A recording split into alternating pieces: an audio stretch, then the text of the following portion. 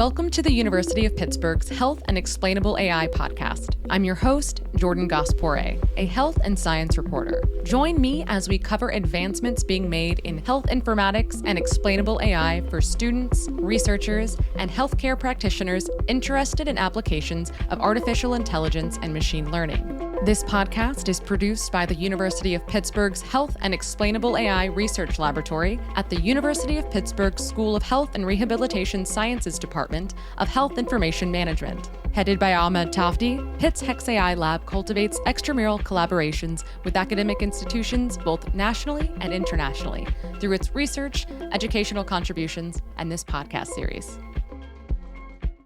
Welcome back to HexAI, a podcast series produced by the University of Pittsburgh's Health and Explainable AI Research Laboratory. I'm Brent Phillips. I produce the podcast, and on short notice, I recorded and guest hosted this really interesting conversation with Karen Colbert from the Tribal College community. Like all of our interviews, after recording them, I find myself talking to countless people about our guests, what we talked about, and what I learned. And with Karen and this interview, I'm sure that you'll find yourself talking about this interview for some time too, as it was really interesting and enriching, in this case, to approach health and explainable AI from a tribal college vantage point, which was brand new to me. So here we go. Enjoy. Hello and welcome back to Pitt HexAI. Today, we're going to speak with Karen Colbert, who is an educational strategist, data scientist, and productivity coach who is well known across the tribal college community.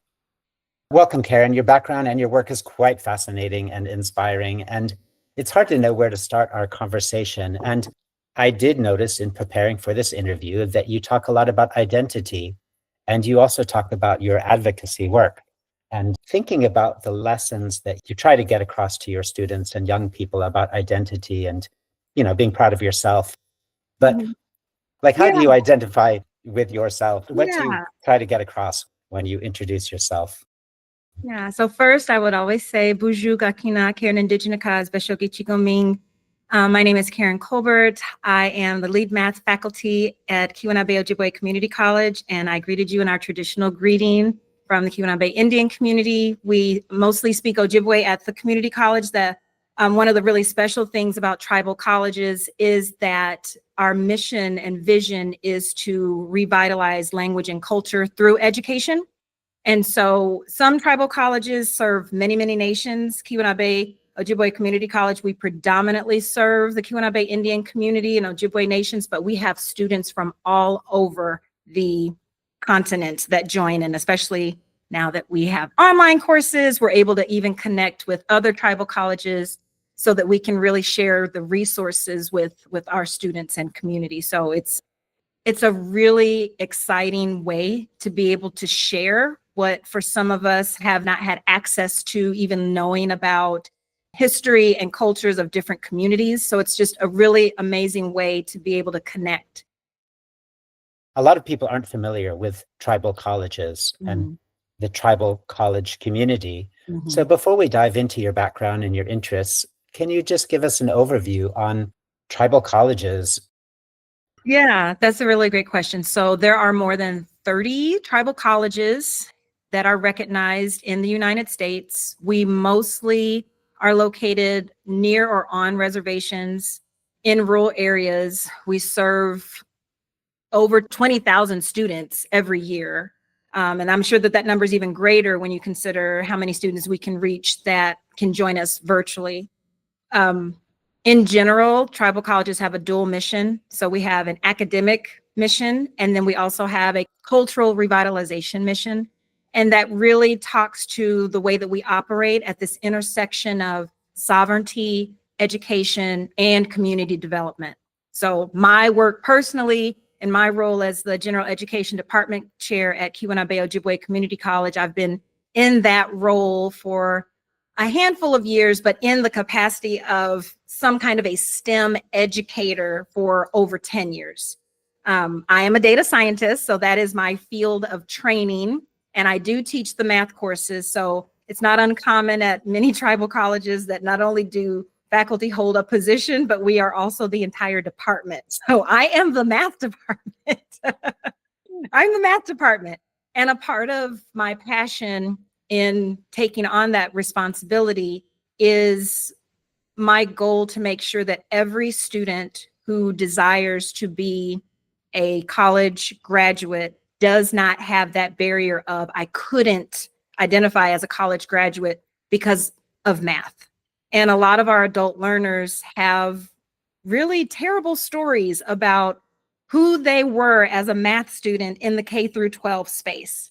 And so I always tell people that I don't believe that our role, even as a community college, our role is not to extend the K through 12 experience, right? I really do feel like the adult learning space has its own unique nuances. And I want to take on that responsibility to understand, how do I best serve adult learners who did not have what they felt like they needed in the K through 12 space, and to do it a different way.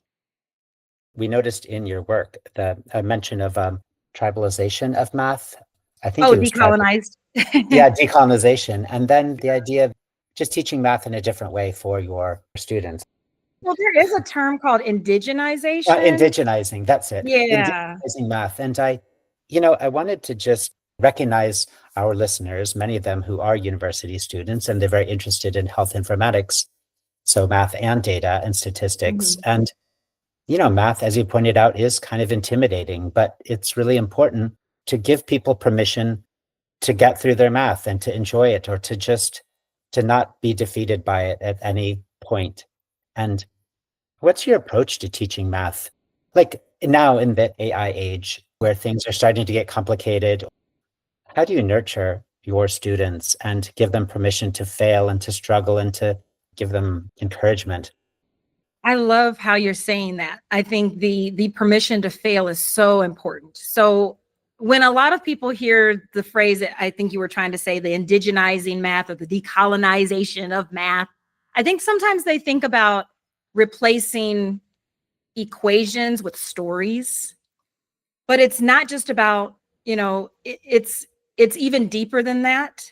It's not just subtracting this idea of rigor, right? Because what you're saying is, now that these AI tools have come into play, we're going to have to rethink what is learning, and how do we know that you know what you say that you know, because there's all these tools that can cheat the system and all the things. But it's really about restoring relevance. And indigenizing math is about recognizing that mathematical thinking has always existed in indigenous knowledge systems. These are patterns, these are land mappings, these are kinship structures, astronomy, seasonal cycles. We're not importing math into something that it was not already there. We are remembering who we were and what our place was in society. And I am not like the one space guru, right? I have lots of teachers. I'm at a conference right now where I got to really just dive into being with my own peers, and Danny Luca from Turtle Mountain. He had, his entire dissertation work was on that intersection of Lakota Dakota math, and that, the intersection of the Western idea of math versus the indigenous idea of math. And then there's Belen Sinigini. He was at IAIA, but now he works for West Ed, which is a math-centered organization. And again, really trying to pursue making it normal that there are other ways of understanding the world. Dennis White from Lakota Ray, David Sanders with the American Indian College Fund. One of my greatest mentors were Michael Littlecrow, and I share a lot of his work when I teach. That really inspired my new framework, because I start with math is not neutral. And the same with data. Data is not neutral. Math is not neutral. It is cultural. And when you think about where it comes from, think about the different communities, the base 10, the base 2, the base 12, the base 20. Different communities had a different relationship with numbers. And when you think about even translating those numbers into words, English was not English, right? And we're like, oh yeah, English is the default language and everything can be translated. Well, anybody that has a second language or a first language that was not English, and then you'll ask someone, well, how would you say that in English? There may not be a one-to-one translation, because English was not the default language. And it's no different than our relationship with numbers. In different communities, there were different relationships with those quantities. Now, That does not mean that we can't find patterns to communicate between the two, but to assume that because there has to be a one-to-one translation, and if you can't find the one-to-one translation, that something is wrong with you. So when I teach math, I teach it from that very perspective, that we are learning another language. And it may make sense that if your natural language or your community was a base 12 community and I'm inviting you into a base 10 community, you might struggle with trying to find connections to what you know, to what you're trying to learn. And so, like what you were saying, embrace the idea that, yes, you need to fail at this 10 times to know that you're successful.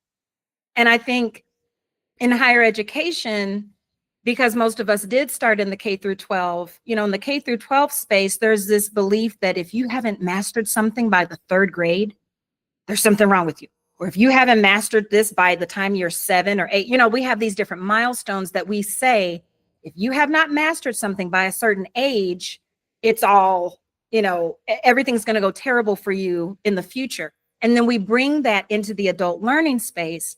And the problem is that it does not recognize that learning does come with failure, that you have to be really, really bad at something before you can start to get good at it. Now, when we work with children, if you were to, work with a little one that can't walk, and you're like, oh my gosh, they can't walk. They're 2 months old. They can't walk. This is never going to happen. What do we expect? We expect for them to get strengthened because they keep falling down and getting back up. And we celebrate that, right? We celebrate that. And then on the day that they stand on their own without holding on to anything, we are like, yay, we celebrate that because it's like, we watched you fall all these months. We watched you get up and fall and get up and fall. And we celebrate that in that context. But there's something about when you translate that into the classroom that as an adult learner, people are like, well, I guess I should have learned that by the time I was 13. And since I didn't, everything is going to be hard for me forever. So we have to reframe that narrative, because if that's the case, who is allowed to learn anything? Yeah, I want to say something else, that there's, you talked about now that AI is here, right? And how will a learning environment be different? I want to say this to people who maybe are afraid. Google and YouTube University have been around for decades, and that has not negated the responsibility and the place for educators. And I have a degree and I went to YouTube University right? And that's totally fine. But it did not replace the need for me to have a coach, a mentor, a teacher, an instructor who could build and scaffold a learning environment so that I could level up. So I don't believe that just because these tools exist, that all of a sudden the need for teachers and structured instruction is going to go away. I do think that our relationship will change. I took a decade off of school. I finished my undergrad electrical engineering degree. I took about 10 years off of school, and then I came back to finish graduate school, and the entire world had changed. And when I came back to graduate school, I was an adult learner, and I'll be honest, I feel like I know exactly how to be a good student. I know how to take notes, and I bought a brand new laptop. My first day, I brought a brand new laptop, and I came ready. I really felt like I know exactly how to be a good student and, bring an apple to the teacher and everything.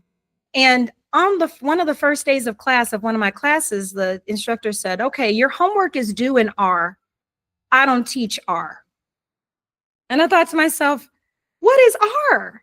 This is a math class, right? Like, I have my book, I have my calculator, I have, what are you talking about? And that was when I was offered Google. Just go Google. Just go Google. That's what everybody's doing. I wasted hours, because when you go to the Googles, you might get 18 million hits and you don't know what you're looking for. So no, having Google at my fingertips did not negate the need for help and structure. Yes, it did mean that I had access to it, but I didn't know what I was looking for.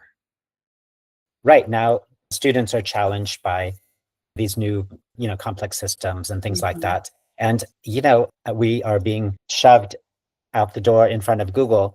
And in what way can teachers be part of this new environment where instead of sending a student out to spend 10 hours trying to find an answer to some question of how to actually get your program started, how can teachers in the AI age be part of this learning environment, in an organic way? What have you learned? Yeah. So for me personally, and I know a lot of people feel differently about the role of it and that it's evil or that it's the greatest thing ever. I mean, there's people on all sides of the spectrum. But for me personally, I feel like if I don't get in the trenches and figure out these systems, that I'm going to be preparing my students for a future that does not exist. If my goal is to truly prepare them for the future, I have to be a part of what that future is going to look like. And I cannot be afraid of trying things that might not work. And so, no, I will not be able to assess the same ways. I think that for so long, we've kind of followed that very narrow Bloom's taxonomy about, this is what learning is. And calculators definitely changed that a bit, right? I mean, I think I was born in the 1900s, not trying to age myself, but I was born in the 1900s when I was told that you have to memorize this because you're not going to have calculators. And I mean, we know that's not true anymore, right? We know that I have a data science degree and nobody has been impressed with my ability to do mental math. Like nobody cares. Nobody has fallen over backwards because of my ability to add, subtract, multiply, divide in my head. But when someone asks me to accomplish something, they are impressed with my ability to do it with speed and efficiency. So I don't waste a lot of time Googling how to do something because I know exactly what tools I need to do it.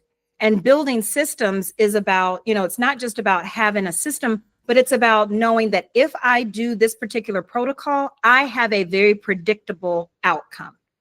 And that is not something that can be easily done even with AI tools, because you don't really understand that those AI tools are modeling after. So there's supervised learning and then there's unsupervised learning, right? And some of those tools are modeling after data that you're not going to be able to get a predictable output every single time if you don't know how to do, the prompt engineering and the different protocols. So that's no different when you're teaching. If I say in my syllabus that these are the learning outcomes that a student that experiences a course with me, when you are done with this course, you will be able to, right? I have to be able to build a predictable outcome that when you go through this sequence of learning with me, that this is what you're going to get. And that's not something you can get by going to the Googles and, going all over the place or just doing what they call zero-shot prompting, which is just throwing in just random prompts into AI tools and hoping that what it tells you is what you need, right? These tools can still waste a lot of your time if you don't know, one, what you want to know, and two, how do you expect to get there? I wanted to transition into data, but starting from math, how proficient should students today be in LaTeX and Google Colab notebooks, and to be able to take a math equation and describe it in words and then sketch it and then write it in LaTeX and put it in a Google Colab notebook and then turn it into Python and then run it and debug it, like this sort of circular thing. Is this the math of the future that we're in now? Is this what we should be doing? It really is. It's this, and I think, if you take it back to what I had said earlier about, this translation of language, we no longer are going to be asked to, do it this one very narrow way. We're going to be expected to know how to integrate, okay, you have the answer, but can you put that answer into a data story following these data story protocols? And, decolonized data visualization practices are very clear, especially with qualitative work, that we don't want to see heavy, dense paragraphs on a PowerPoint slide. Now, I got my answer, heavy, dense paragraphs, because that does not connect with your audience. And for many of us, we have to be able to tell our story in a way that will compel stakeholders to believe that not only what we're doing is important, but they need to fund it, they need to support it, right? Whatever it is. So it's not going to be enough that I went and I did all this great research, I did all this great work, but you have no idea how to share it with the world in a way that the world can connect to it.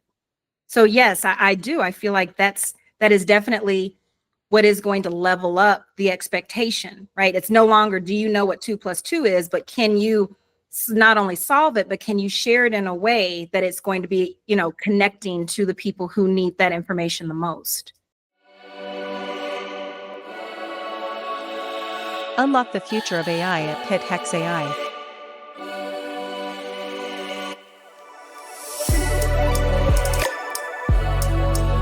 Pitt HexAI is where the brightest minds at the University of Pittsburgh come together to push the boundaries of artificial intelligence.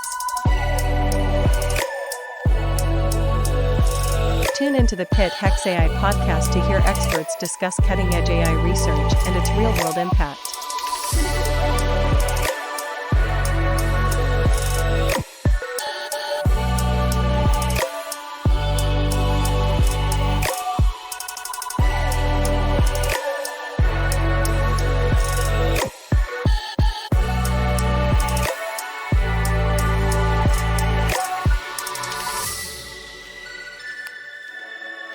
Join us at Pitt HexAI and listen to the podcast today. Do you think that Google Colab notebooks and Jupyter notebooks are the story medium of the future, and that we need a medium to be able to articulate problem and code it and interact with AI and all that stuff? Or what's your thoughts on that? I think those tools are important. I think so I'm an R girl. So I would be saying R Markdown all the way. But yes, Python is amazing. I do think, and LaTeX too. I mean, it has its place. I do think that whatever medium that it ends up being, to be honest, a lot of, even Canva does a lot of really beautiful work.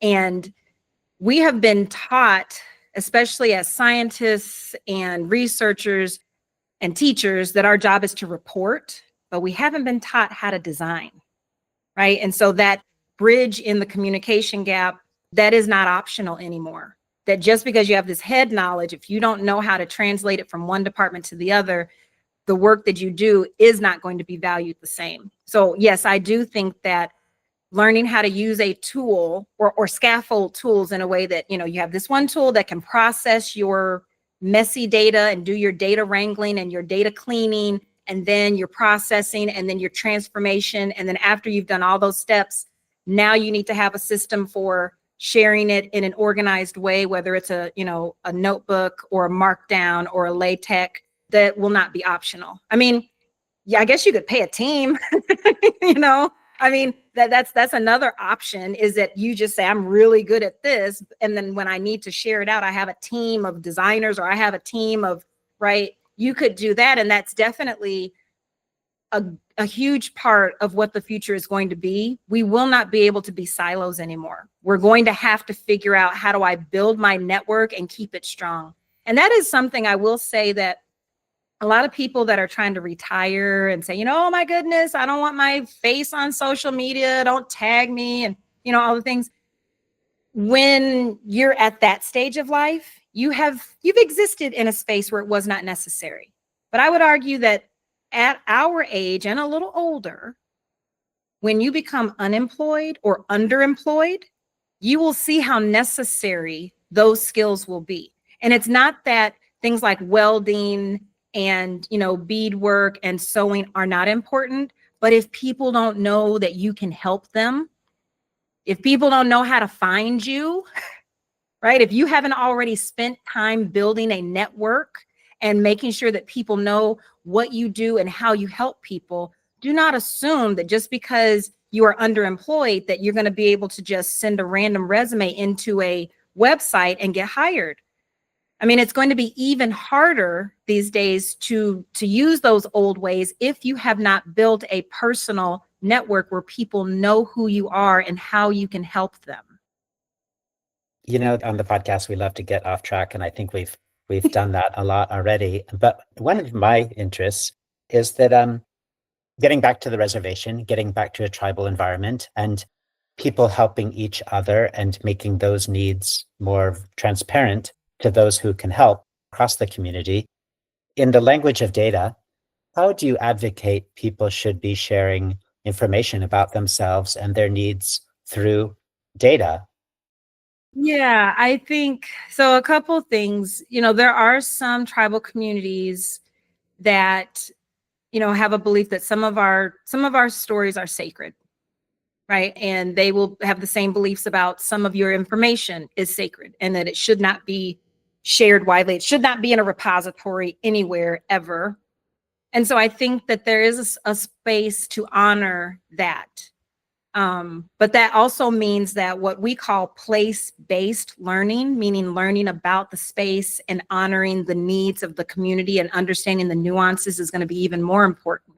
So maybe it's not going to be out there in the Googles, but your community needs to know, right? So then that's one of the, we need to go back to our oral storytelling, right? Going back to making sure that our young people know our stories, know our prayers, know our cultural practices, our values, and that they can articulate that in the proper way to those that need to know it.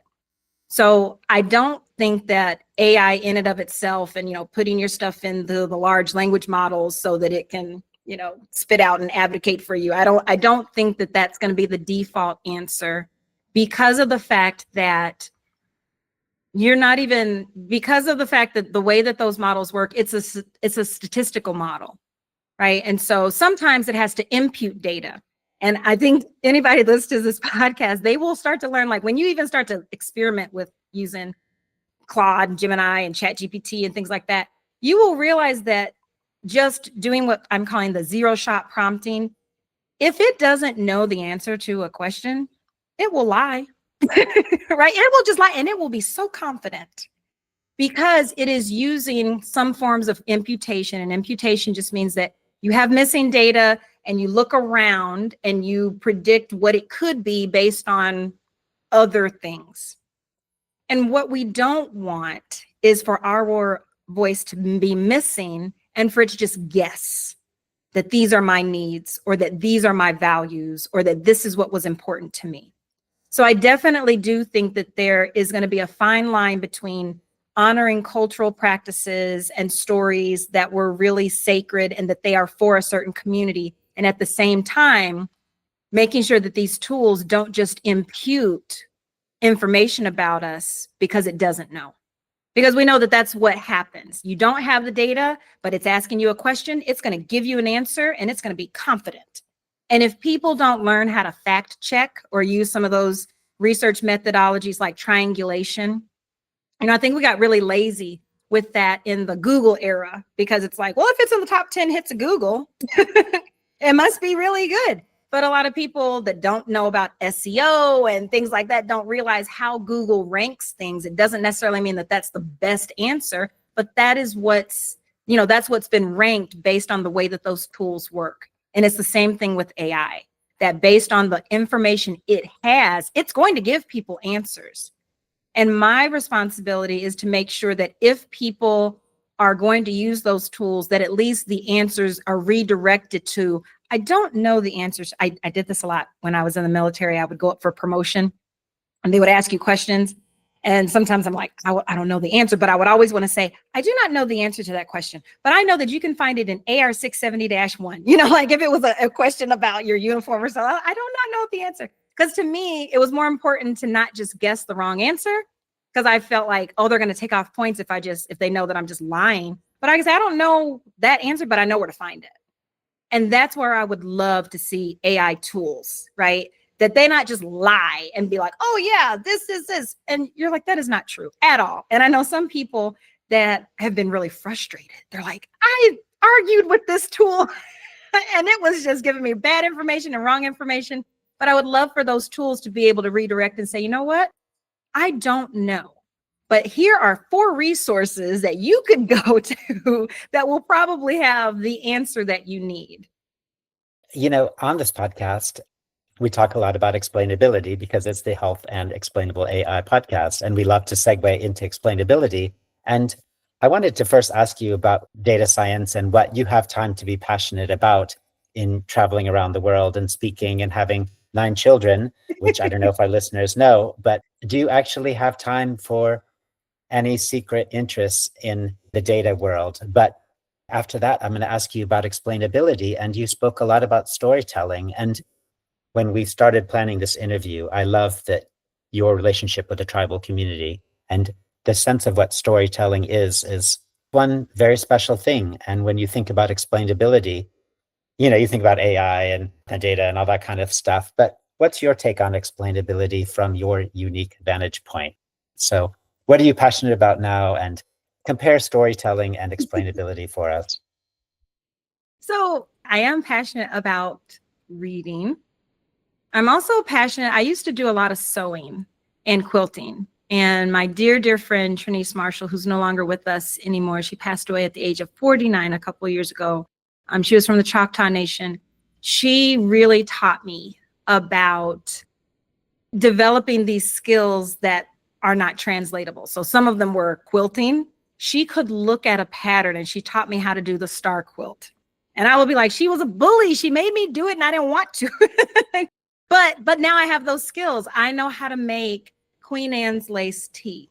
I know how to take cedar and make the most beautiful arrangement when you have a last minute engagement and you need to build something beautiful, right? So I've learned how to take these things out there where people would say, oh, if you want a beautiful flower arrangement, it's going to take you $300 and you got to do all this studying. But she gave me skills that now I can look at anything and I can say, oh, what can I make?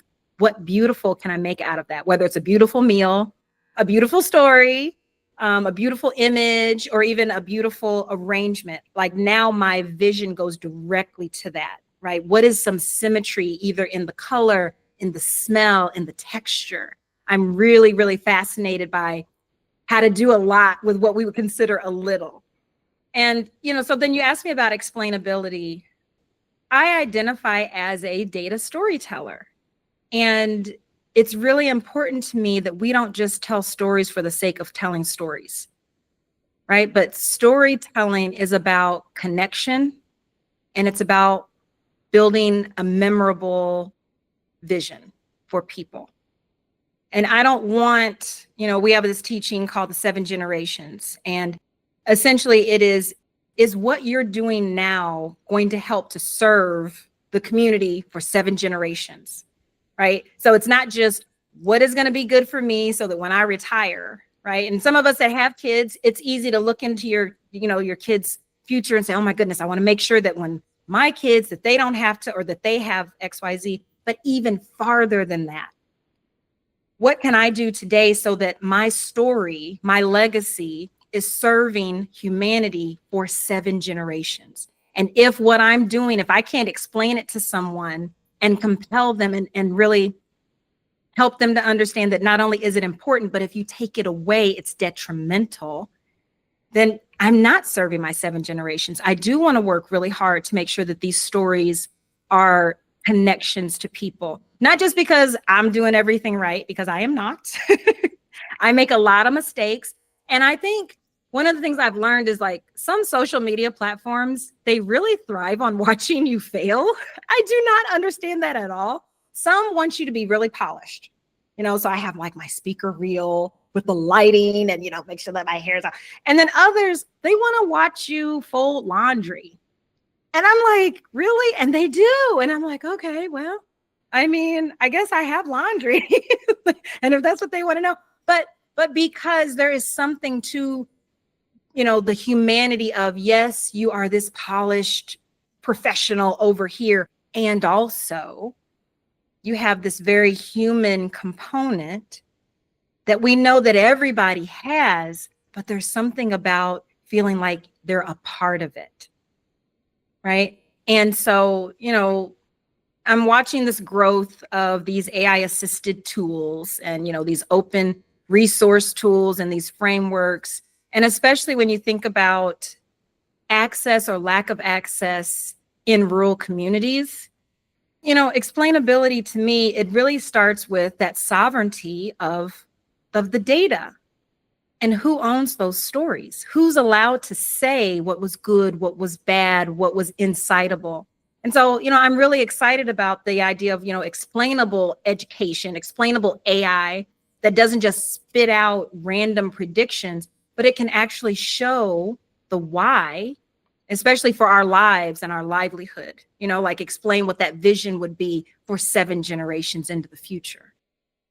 One of the questions that we like to close our podcast interview with is to ask our guests for a research project idea for students, because students are always bugging the professors about research project ideas. And it's easy to they're always looking for an easy answer, or maybe that's just a student-teacher kind of relationship where you seek guidance from your mentor and you do what you have to do to get that guidance. And it's hard to actually come up with an original idea, or maybe you have a spark of original idea, but you haven't allowed it to hit you yet. But give your students a research project idea that you would love to see somebody work on. And I love what you said about 7 generations. So this puts a lot of pressure on you to come up with a really great research project idea. But what's something that you would just love that would make you happy to see a student work on, connected with the data and AI and all that?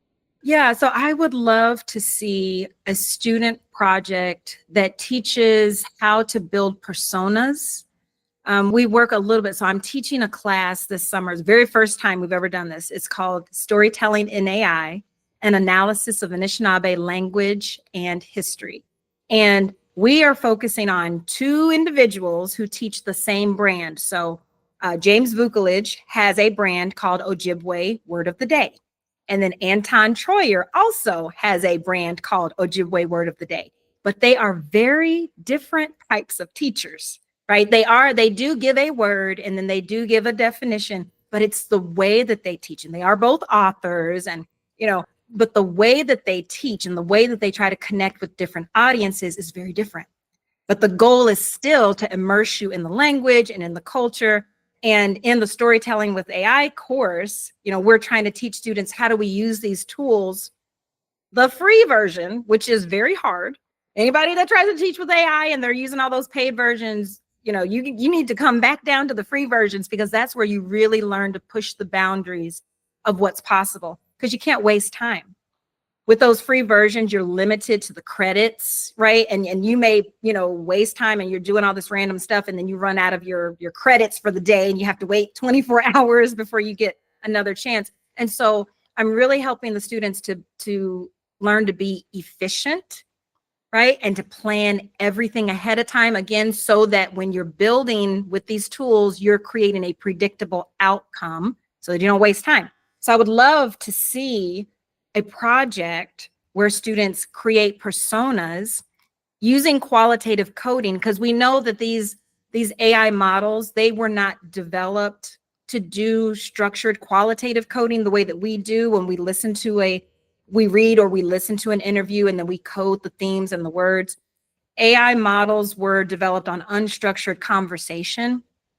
And so that doesn't always translate. It's not really good at, that one-to-one theme just yet. I mean, maybe it would be, but I would love to see a student project that really does a deep dive into either building a conversational analysis model where they can predictably, build a persona on someone's teaching so that it is translatable to the community to be shared, or vice versa, find a way to use these tools to code that honors the humanity, right? Because the way that we think of it when we read something, in qualitative research, you don't just read it once, you do what you can to experience it several times.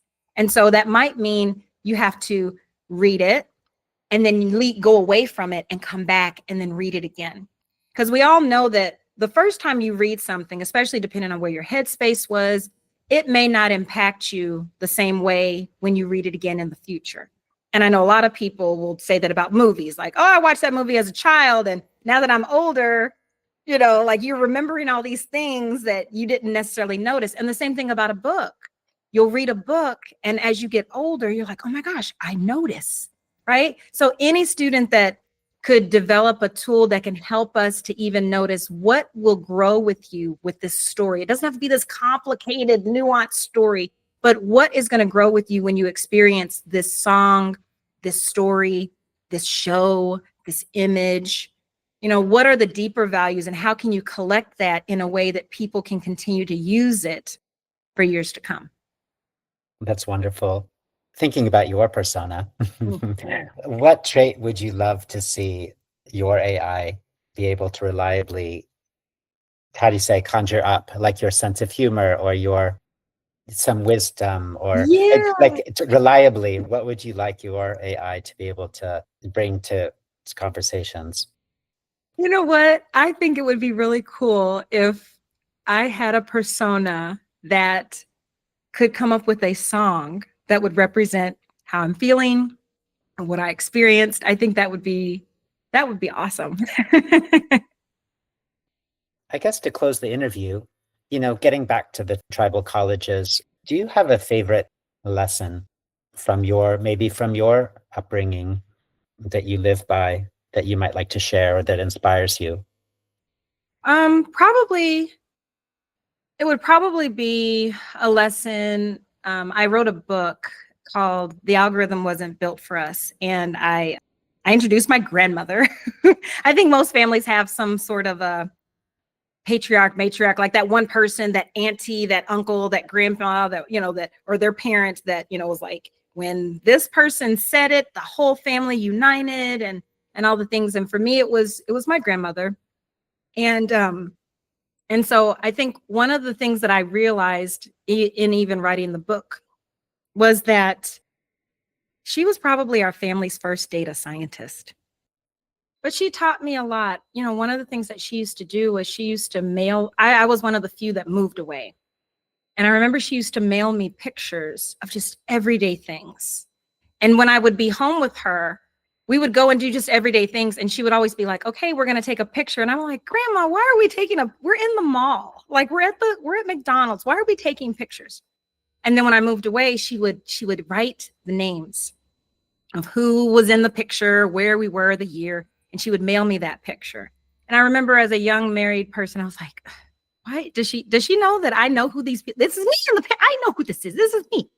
But when I think about what she was doing, she was our family's first data scientist. Like she was teaching me how to remember who I was, how to remember where I came from, how to remember what I've been taught, and how to take that with me no matter where I go.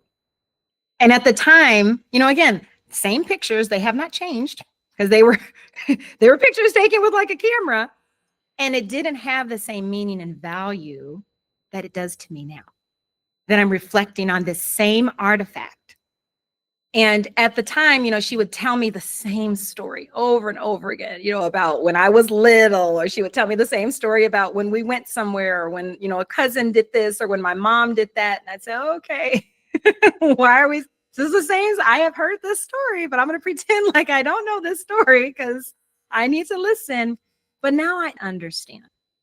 Now I understand that it's not in the repeating of the story, but it's in the deepening of those roots, right? That every time that story was retold, either orally to me or in a picture, that those roots grew deeper and deeper and deeper. And now, as an adult, I have no question about who I am. I mean, I remember that there was like, oh, am I allowed to be this? Am I allowed to be that? Is that too much? I want to make sure that I act right, and if I'm going to be an engineer, I can't be silly. I remember thinking that. Because even in school, when I was little in elementary school, we were told not to speak with certain accents because, you want people to think you're smart, don't you? So I had a lot of thoughts about what are smart people, what are good people, what's a good mom, those kind of like really compartmentalized identities. And I feel like my granny was trying to really show me that this is who you've always been. And you need to go back and remember that nothing was wrong with you, that you're growing into this complete person. And I bring that a lot into my classroom because I have a lot of adult learners who have been told that there was something wrong with you, that this is hard for you because it's easy for everybody else. And that's a complete lie. We haven't been taught how to honor mistakes as learning, right? That those are the rungs on the ladder to get to where we want to go. And I think the older, fortunately or unfortunately, the older that you get, you start to realize all these all these life lessons. They're like, oh no, that makes sense. That nothing wrong, nothing happened that shouldn't have happened. That it happened that way because now I am where I am, and I'm grateful. And I do not tell people that you need to make up your own trials of Job just so that you can have a story. I don't think that's the point at all. And I think a lot of young people who do that miss the plot. They're like, well, my life is so boring. And, this person had this testimony and they went off and did this and then they came back full circle, because some people don't get that second chance. So I don't feel like you have to go out into this world and make just horrific decisions that for a fact are going to harm you, harm your family, and harm your legacy, just so that you can have this kind of full circle moment. I think that life is lifing enough. And I think that when you have lessons in your life, if you could capture them in a way that you let that lesson grow with you, don't try to break it into a million pieces and see if you can put it back together, but let those lessons grow with you and be a part of your identity. Because that's really going to be the way that you can look back and say, no, this is who I am, and I'm honoring who I am. I'm not trying to pretend to be something that I'm not, but I'm really honoring who I am. This has been such a great conversation, and it's been wonderful speaking to you. And just to nerd out one last little bit to close the interview, getting back to data and math, I would love to ask you, you mentioned storytelling just now, and I was thinking about like labeling and annotation and metadata. Like, how important are these things to good storytelling and data? Hearing what you were just saying. Yeah. How do we incorporate your grandmother's message into our data, maybe through labels and annotation and metadata? Are these essential things in the AI age that we need to think about? Yeah, absolutely. I think one of the things I think about when I think about, the point of metadata is to make it translatable. I think in the year of 2025, there's this default belief that everything is accessible automatically, and it is not. And if you don't experience color blindness, it might not occur to you that two different colors might be problematic if you're asking somebody to differentiate between the two. And, one of the things that I think about too, my son had a cancer journey, and he was in a wheelchair for about a year, almost a year and a half. And I wasn't scared of snakes and alligators and spiders during that time. You know what I was afraid of? Taking my teenage son to a public place where the bathroom had a push door. I was deathly afraid that when he would put himself in the bathroom, right, he could get himself in, would he be trapped on the other side and I wouldn't be able to help him, right? So I think that there's this default that as the world has evolved, that everything is automatically accessible, and it's not. And if you leave out something like, if you leave out that metadata, you're leaving out a key component on making that information accessible under multiple mediums. So it is very, very important. And I don't even think that would have bothered me as much until I went through that experience myself. And I'm not trying to take away from my son's journey. He is fine now. He is in remission, and I'm so grateful for that. But I just remember having some really dark days, because until I had to go through something like that, I assumed that the whole world was accessible because I can walk. And so I would assume that handicapped spaces must be fully accessible because I see the signs everywhere, but I'd never had to use them. I never had to use them as a parent of a teenage child, because we think of teenagers, you should be able to, be pretty independent. And so that was something really, really new to me. And when I think about, labeling and metadata and how that can make, data that you have when you hand it off, you want to make sure that it is completely accessible, because you don't always get to choose how people are going to consume it. I'm sure that some very well-meaning person designed that bathroom and thought it was great, but I'm like, that space was not accessible to everybody. And there was no reason for it. There was no reason why it should not have been accessible to everybody. I think that's a good closing. It's been so wonderful to have you on the podcast, and we really appreciate your vantage point and everything that you bring to the table. Thanks everyone for tuning in and for following the show. The Health and Explainable AI podcast is produced by the University of Pittsburgh's Health and Explainable AI Research Laboratory at University of Pittsburgh School of Health and Rehabilitation Sciences Department of Health Information Management. I'm Jordan Gaspore. Thanks for listening.